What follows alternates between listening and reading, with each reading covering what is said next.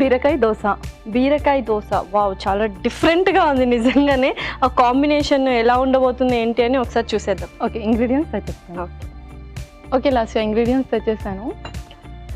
అమ్మో, చాలా ఇంగ్రీడియంట్స్ ఉన్నాయి. అసలు బీరకాయ దోశ అనగానే చాలా సింపుల్గా అయిపోతుందేమో అనుకున్నాను. సో చక్కగా ఏమేమి ఇంగ్రీడియంట్స్ వచ్చో ఒకసారి చూసేద్దాము. సో పచ్చి కొబ్బరి తీసుకోవచ్చు, అండ్ చింతపండు కొంచెం నానబెట్టి తీసుకోవచ్చు, అండ్ ఎండుమిర్చి కూడా నానబెట్టినట్టును. అవును.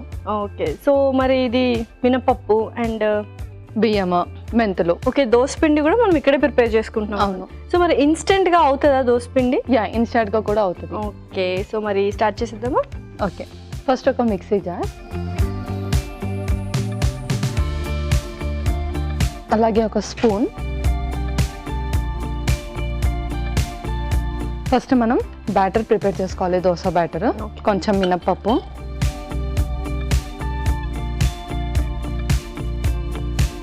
తర్వాత నానబెట్టిన బియ్యము, కొన్ని మెంతులు, కొంచెం బెల్లం, ధనియాలు కొన్ని, పచ్చి కొబ్బరి,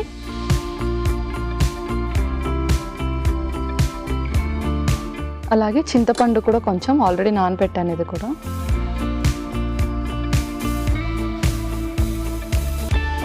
తర్వాత ఎండుమిర్చి, ఇది కూడా నానబెట్టాను.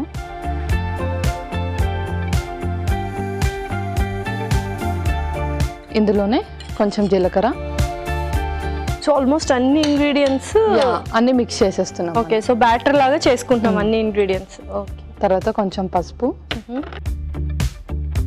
కొంచెం ఉప్పు కూడా,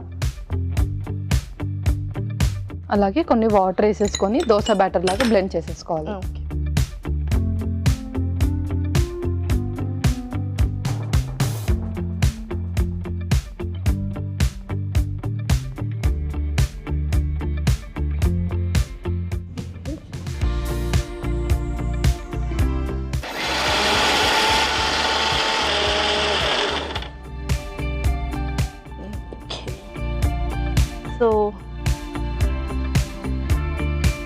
ఓకే, సో మన కన్సిస్టెన్సీ అయితే పర్ఫెక్ట్గా వచ్చేసింది. ఇంకా మనం మిక్సింగ్ బౌల్లోకి తీసేసుకుందాం. ఓకే,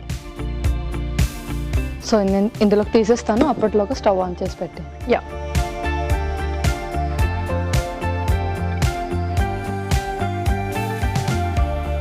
స్టవ్ ఆన్ చేశాను. లైట్గా అలా ఆయిల్ కూడా వేసుకుంటా. సో నూనె వేస్తున్నాను. ఓకే, సో అది కొంచెం వేడెక్కాక మనం దోశ వేసేసుకుంటాం. ఓకే, సో యూజువల్గా దోసపిండి అంటే మనం సపరేట్గా దోశ బ్యాటర్ మాత్రమే ప్రిపేర్ చేసుకుంటాం. ఏదైనా ఇలా స్టఫ్ చేస్తున్నామంటే అది సపరేట్గా ప్రిపేర్ చేసుకుంటాం. ఏంటంటే దోశ పిండిలోనే ప్రిపేర్ చేసేసాం స్టఫ్ మొత్తము, అండ్ మెయిన్ ఇంగ్రీడియంట్ మాత్రం అలా పక్కన పెట్టేసాం అనమాట. బీరకాయ చాలా డిఫరెంట్గా ఉంది, అంటే బ్యాటర్ దోసపిండి కూడా చాలా డిఫరెంట్గా ఉంది. ఆల్మోస్ట్ అన్ని ఇంగ్రీడియంట్స్ వేసాం కాబట్టి. సో చూడాలి మరి ఎలా వస్తుందో. సో ఆల్మోస్ట్ ఆయిల్ కూడా హీట్ ఎక్కిపోయింది. ఓకే, సో ఇది ఎందుకు అంటే ఎవరికైతే చాలా మందికి ఫర్మెంటెడ్ ఫుడ్స్ పడవు అన్నమాట. సో అలాంటి వాళ్ళు ఇలా ఇన్స్టాంట్గా ప్రిపేర్ చేసుకోవచ్చు. ఓకే,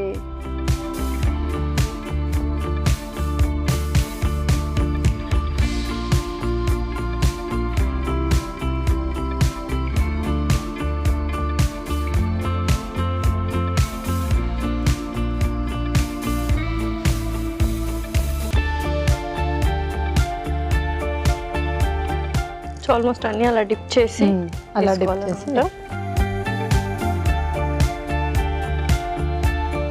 ఫస్ట్ బ్యాటర్ వేసి దాని మీద దోశ బీరకాయలు వేస్తాం అనుకున్నా, బట్ డిప్ చేసి వేస్తున్నాం. ఓకే, సో అదే ఒక దోశ ఫామ్ లో చేస్తున్నట్టు, అదే రౌండ్ గా చేసుకోవాలి మనం. ఓకే,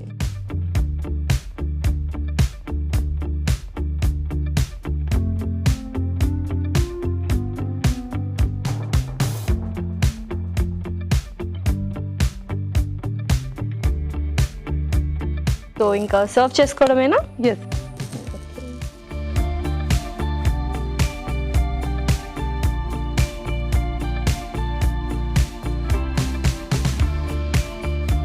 వావ్, ఓకే లాస్య, బీరకాయ దోశ రెడీ అయిపోయింది. ఓకే,